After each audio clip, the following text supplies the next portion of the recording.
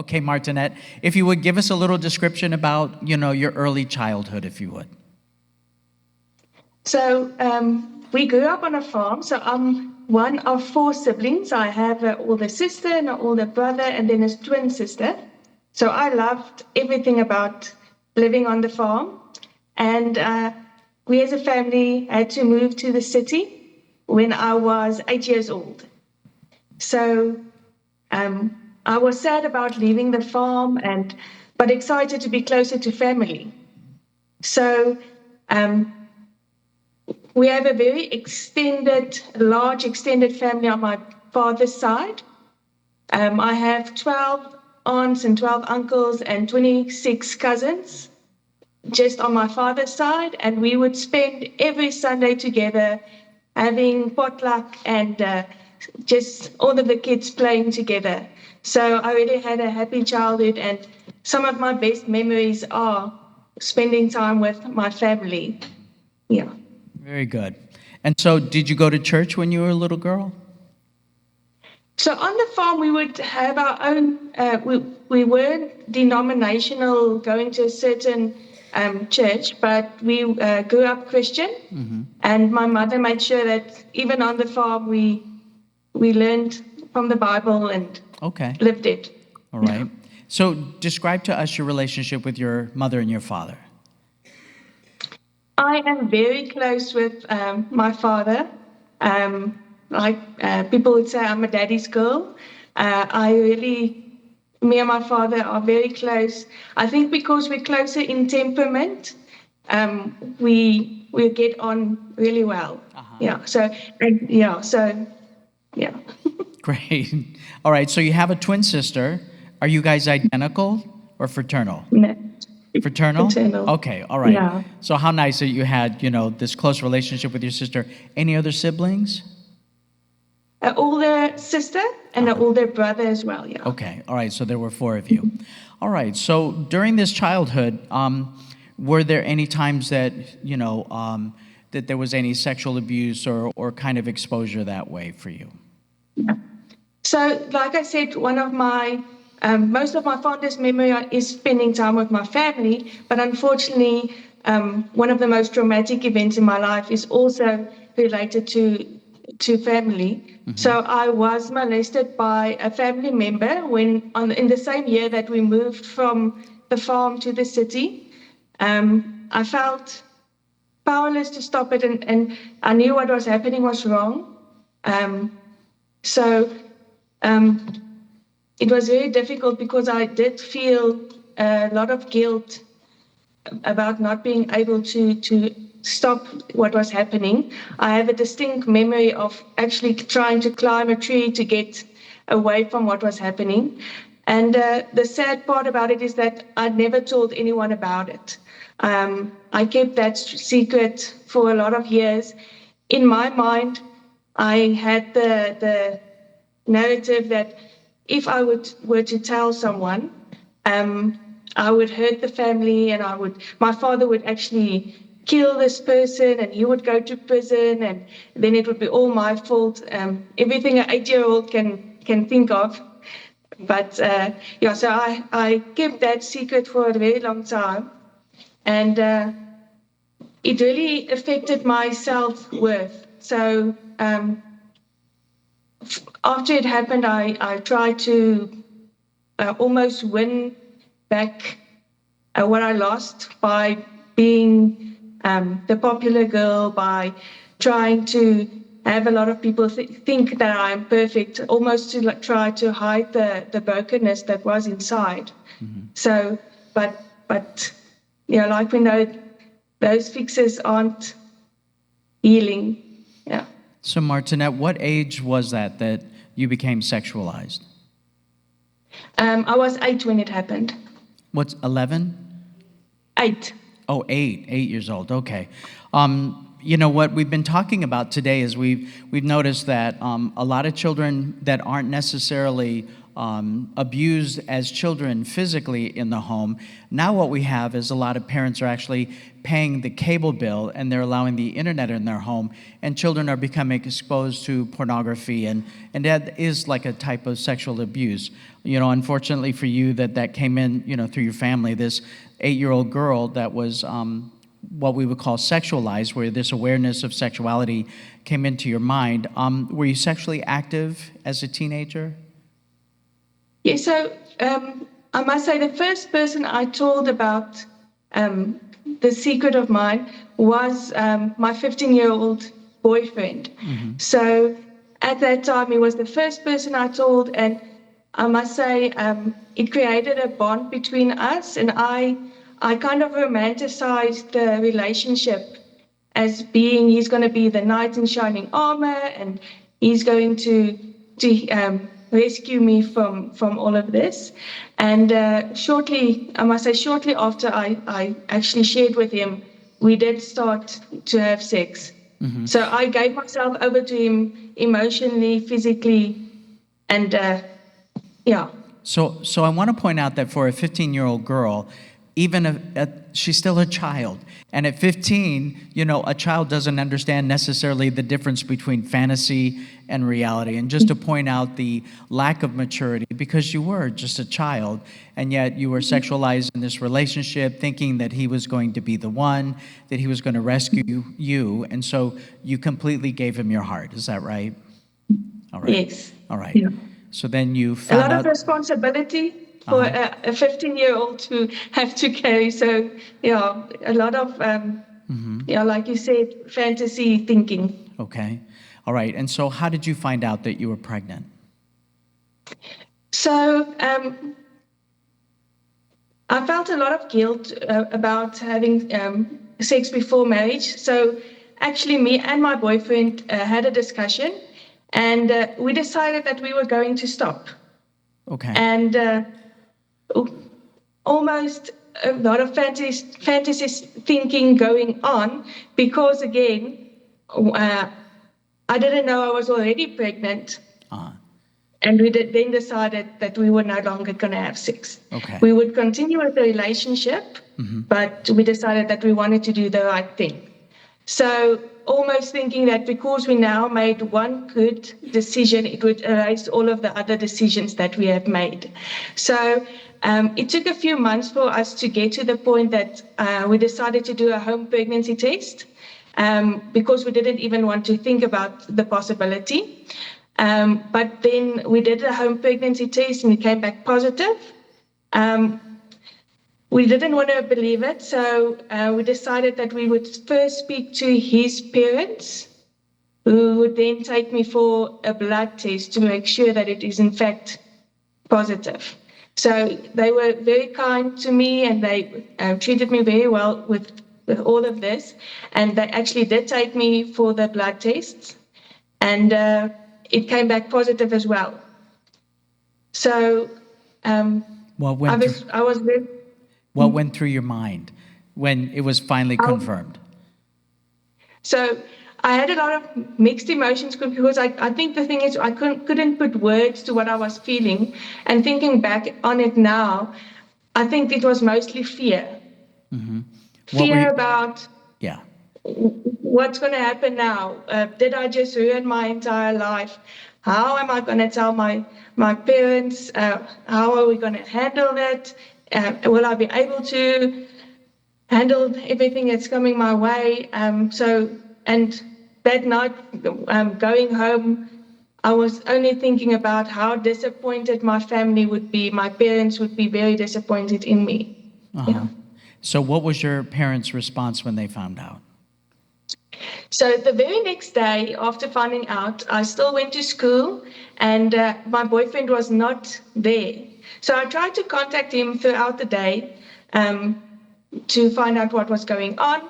And just as the school day was ending, I got a telephone call from him stating that, listen, your parents know about the pregnancy. And just as he said that, my father drove through the gate to come to pick me up after school. So usually me and my sister would argue about who's going to sit in the front of the car, but there was no argument that day. I just sat in the back of the car and sank into the seat, trying to be as small as possible, having a small panic attack inside of myself. And as we got home, I immediately went to my room, and my father followed me into the room, and he just said, this doesn't change how I feel about you. I still love you, and we will go through this together. And we just wept together, yeah. What was your response to that? Did you expect that? Not at all. So it was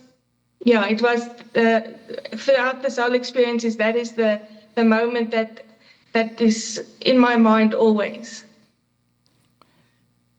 Okay, so now what were the options that you and your family discussed?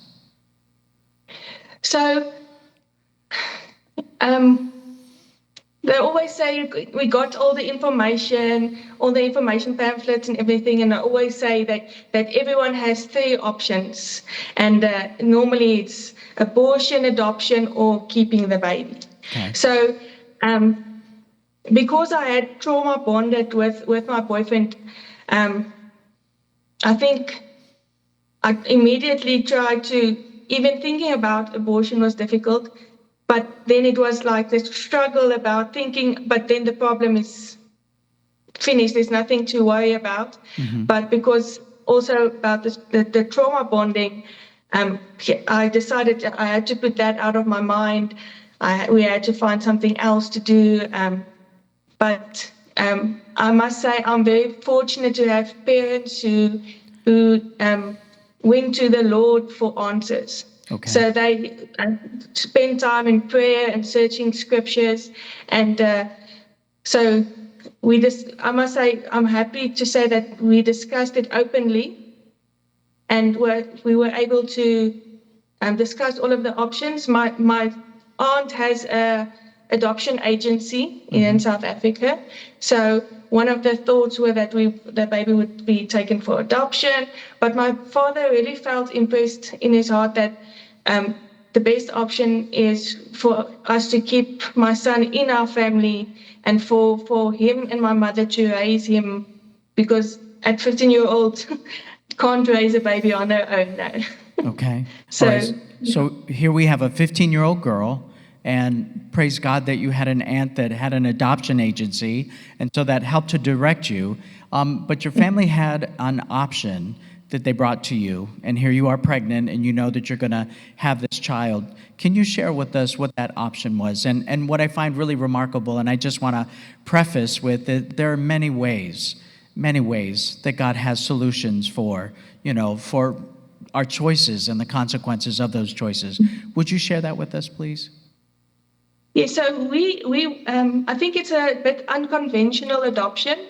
So my parents decided that they wanted to adopt my son.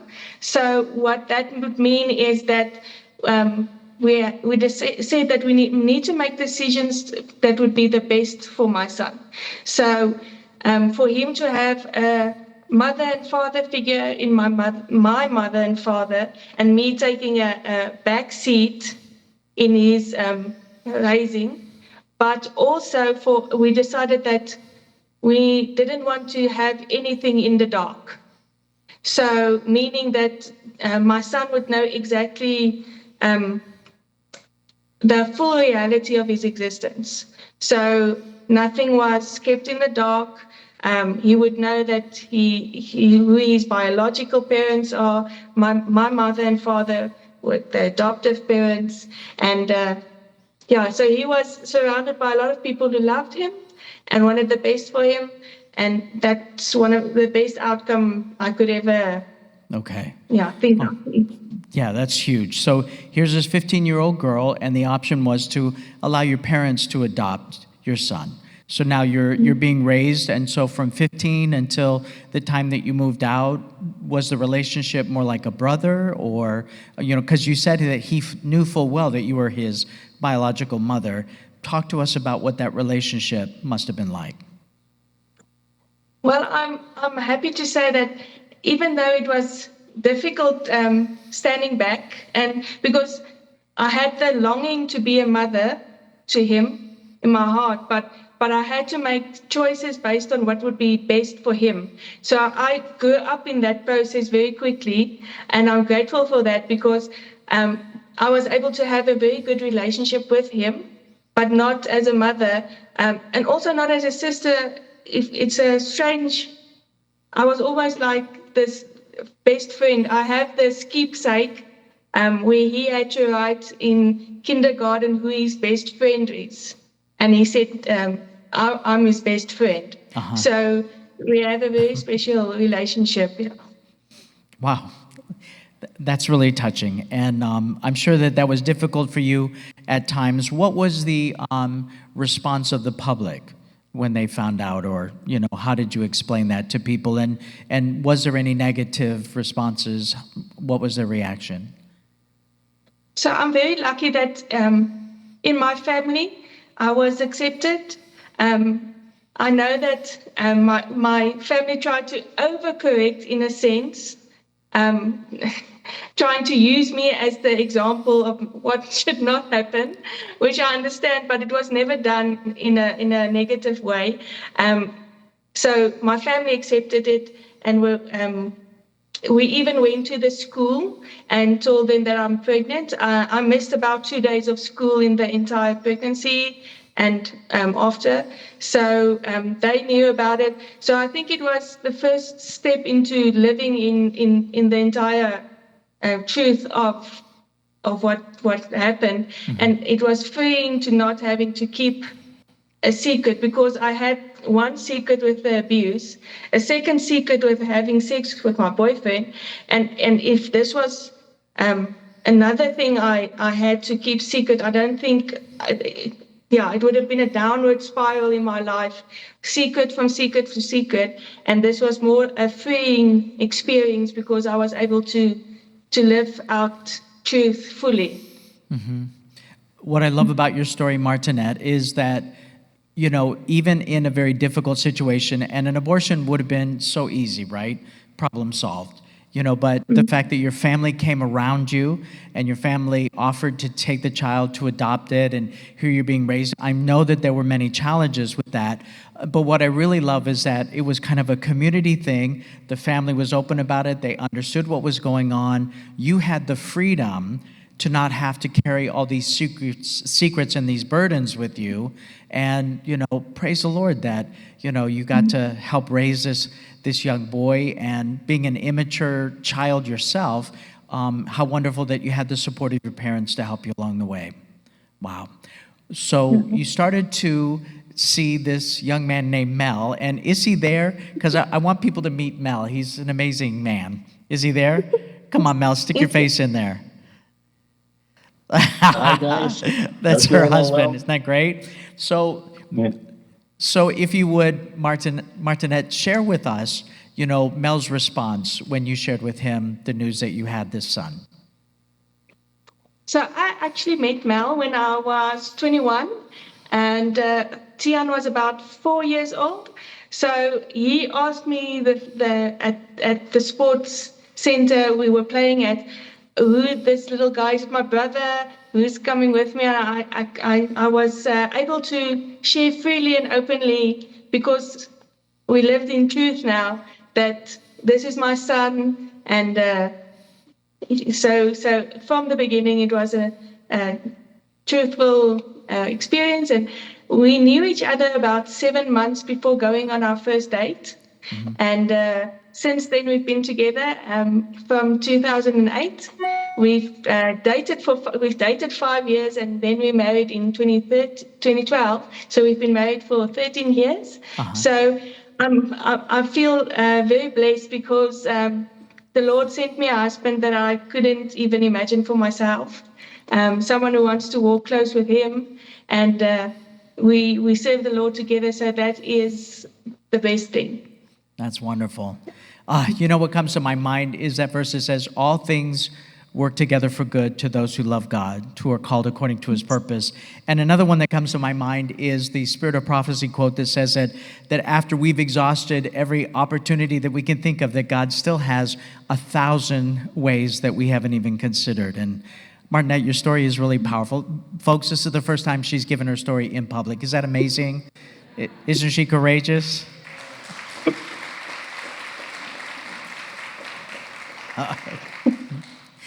I have this flesh, and I'm really proud of you. And not that matters, but thank you again, Martinette, for sharing your story. And my hope is that it will encourage anyone that's listening to your story, that maybe they're in a similar situation. Maybe they have an unwanted pregnancy, that they're considering the options. And my prayer is that they would consider your story, and that would give them hope, and to know that there are many more options other than abortion. So you're very brave. Yeah, you're my hero. Thank you.